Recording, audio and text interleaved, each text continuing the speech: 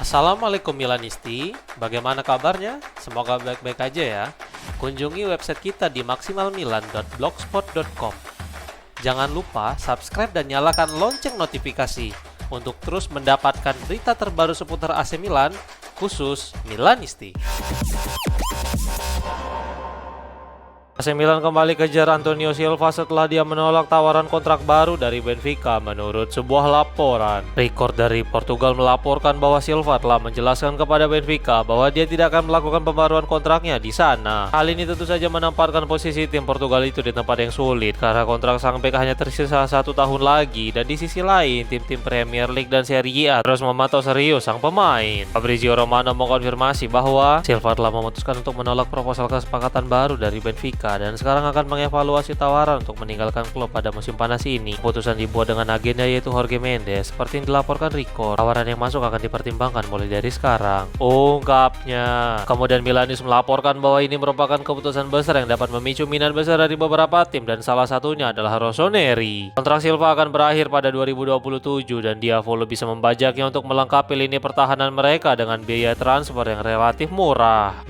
Aston Villa terus maju untuk mendapatkan Vervis Estupinan dan sekarang AC Milan telah menetapkan label harganya menurut sebuah laporan. Unai Emery selaku manajer Villa telah mengenal Estupinan dengan sangat baik saat mereka bahu-membahu membawa Villarreal berjaya di Eropa. Sekarang Matteo Moretto yang berbicara di saluran YouTube milik Fabrizio Romano tentang pengejaran Villa terhadap bek Ekuador itu. Berikut komentar sang jurnalis disampaikan melalui Milan News. Aston Villa dan Milan telah melakukan kontak awal, jadi negosiasi untuk Vervis Estupinan telah resmi dimulai. Milan menghargainya sekitar 20 juta euro, sementara Aston Villa ingin membayar lebih sedikit. Estupinan akan menjadi penanda tanganan yang sangat memuaskan bagi Unai Emery karena dia sudah melatihnya di Villarreal, jadi perhatikan perkembangan potensial ini, ungkapnya.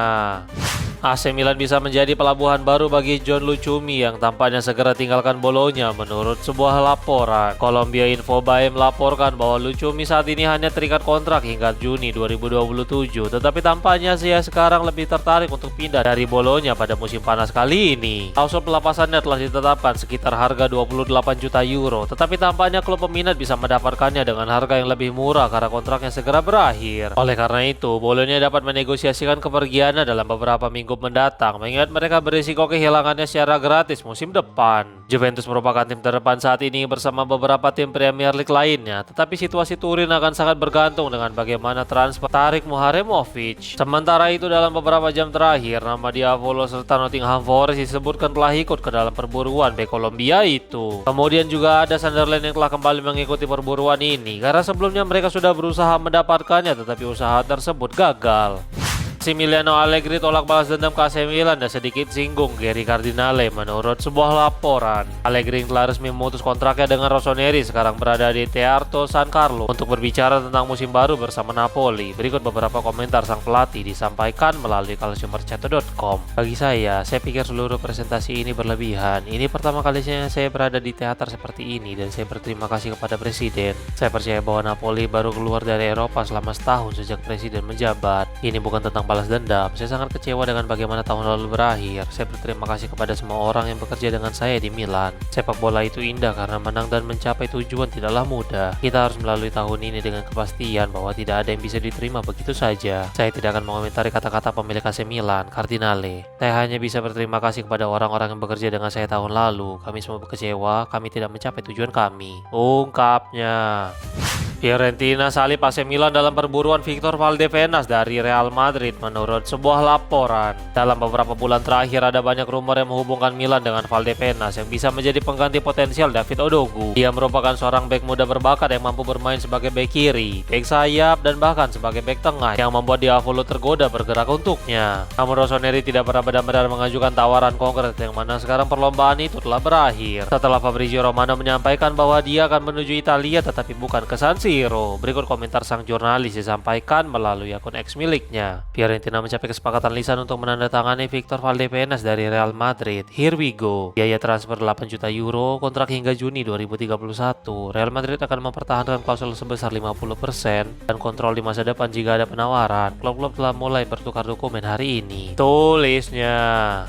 Francesco Camarda akan dievaluasi oleh Ruben Amorim, tetapi minat terhadapnya tetap tinggi menurut sebuah laporan. Gazzetta dello Sport melaporkan bahwa muncul ide baru untuk masa depan Camarda dengan sang penyerang dapat dikirim ke tim Serie B, di mana Sampdoria menjadi klub yang paling berminat kepadanya. Memang belum ada diskusi lebih lanjut yang dilakukan, tetapi masih ada kemungkinan Camarda akan pergi ke sana musim panas ini. Rival Bologna itu menargetkan tiket promosi ke Serie A musim depan, dan kesepakatan ini bisa menawarkan striker muda Italia itu kesempatan untuk bermain di tim yang akan bermain secara dominan. Hal ini bisa membuat Camarda berpotensi bersinar dan tetap menjaga tekanan di sekitarnya agar tidak terlalu besar untuk musim berikutnya. Setelah musim lalu bersama Lecce di Serie A, tampaknya turun kasta satu tingkat dapat membantu perkembangannya lebih baik. Namun sekali lagi, semuanya akan sangat bergantung dengan keinginan serta bagaimana penilaian Amorim terhadap Camarda selama pramusim kali ini.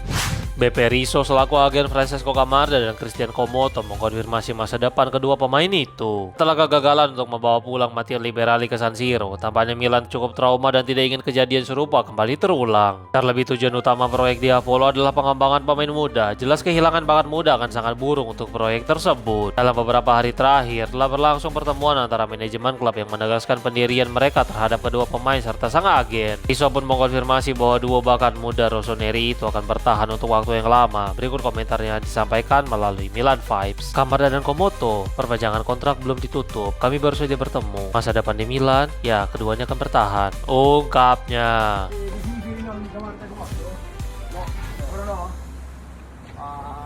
Cosa manca? Cosa manca? Ci ha appena seduti. Abbiamo appena visto.